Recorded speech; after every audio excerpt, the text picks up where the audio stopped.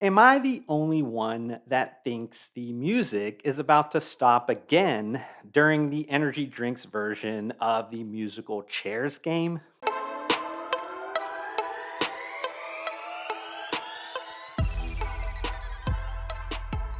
It's not like you haven't heard me saying this very recently. Change is really the only constant in life, especially when we're talking about the energy drinks category. So I almost guarantee more large mergers and acquisitions will happen that will inevitably cause further disruption to the category. The category as a whole from energy drinks is really one of the most interesting and exciting CPG categories.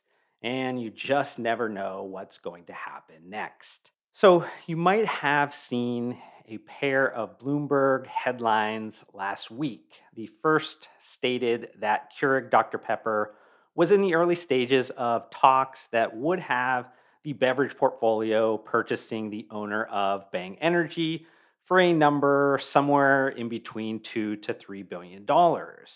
The second was basically highlighting Keurig Dr. Pepper's response that stated the company is currently not pursuing an acquisition of Bang Energy, but growing the KDP business through mergers and acquisitions and brand distribution partnerships is a key part of how the company will spend its money. And you should expect that KDP is quite active and look at a lot of the deals that arise. The KDP response brings me back to an earlier piece of content that I created in October of 2021. In its 2021 Investor Day presentation, KDP laid out a scenario where they would generate $4 billion in discretionary cash flow over the next 3 years, and with a little financial engineering magic, levering up with debt, can take that $4 billion and turn it into $20 billion. With the beverage industry quickly consolidating, I had some fun with that announcement and went shopping for beverage brands that were positioned within five main categories that I kind of saw as holes within the KDP portfolio. One of those, arguably the most important of those, was the energy drinks category. This is because energy drinks is arguably the most desirable category in the entire beverage industry due to its high profitability and also its high sales velocity. In terms of the energy drinks category, KDP would rank far behind its main two competitors, PepsiCo and Coca Cola. If you also take this a step further downstream, they also would trail far behind the two global alcohol distributors in energy drinks, and then also a collection of independent energy drink brands.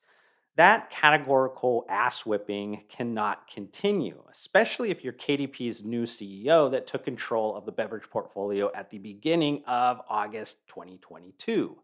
Energy drinks make up less than 1% of the total revenue at KDP. Its portfolio of energy drinks contain brand names like Zions and Venom Energy, but they also distribute and I believe have a minor investment in Adrenaline Shock.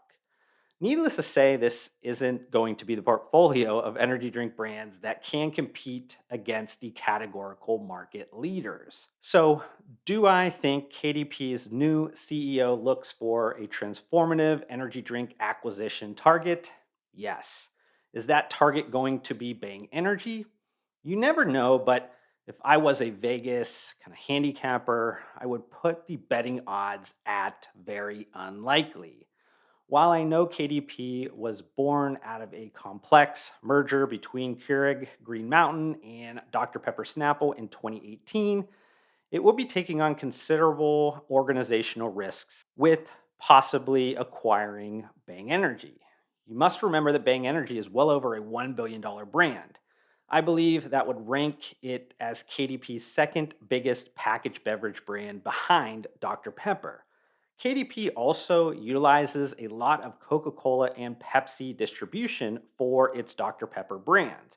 That means a Bang Energy acquisition would require a huge distribution investment by KDP. So, throwing in kind of that bogus, maybe not bogus legal risk that comes from the Orange Bang Monster Beverage judgment appeal process, and then also kind of that new Universal Music Group unlicensed music lawsuit. Should KDP break its current operating model for Bang Energy?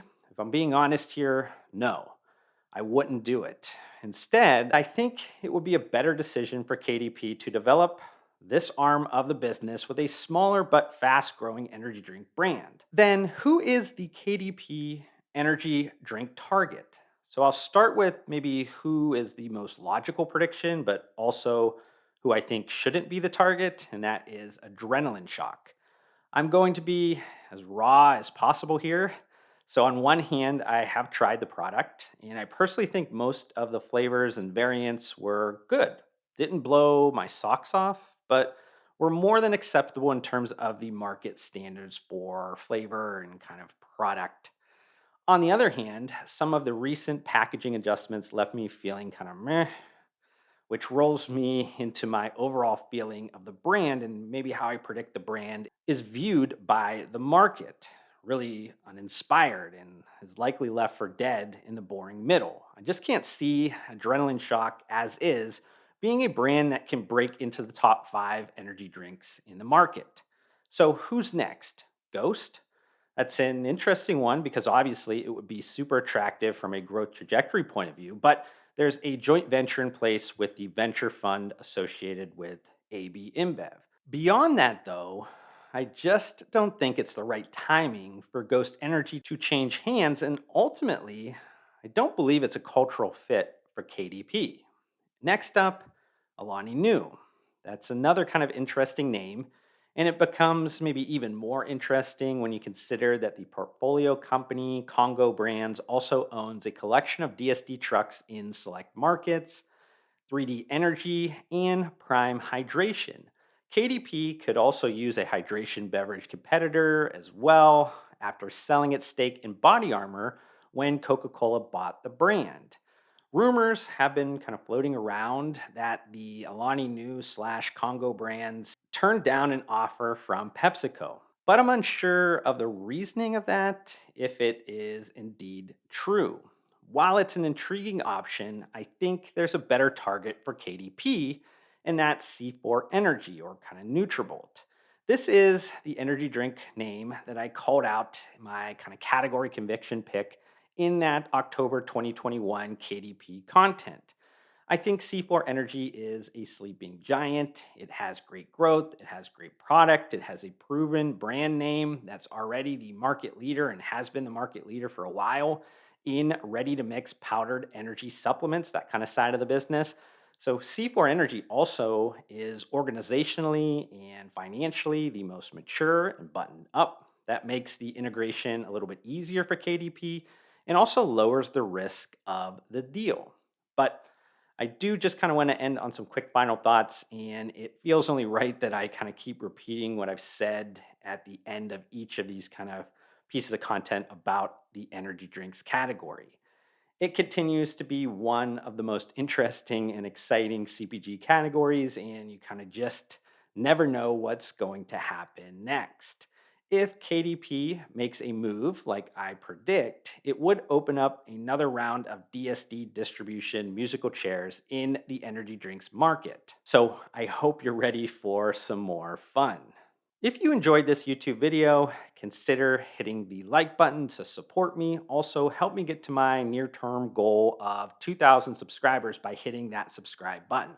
I'd love to see you join me on this journey, but we need to fix the fact that almost 80% of you that are watching this YouTube video right now are not subscribed to my channel, and that makes me extremely sad. But I do want to thank you for tuning in, and I'll see you in the next one.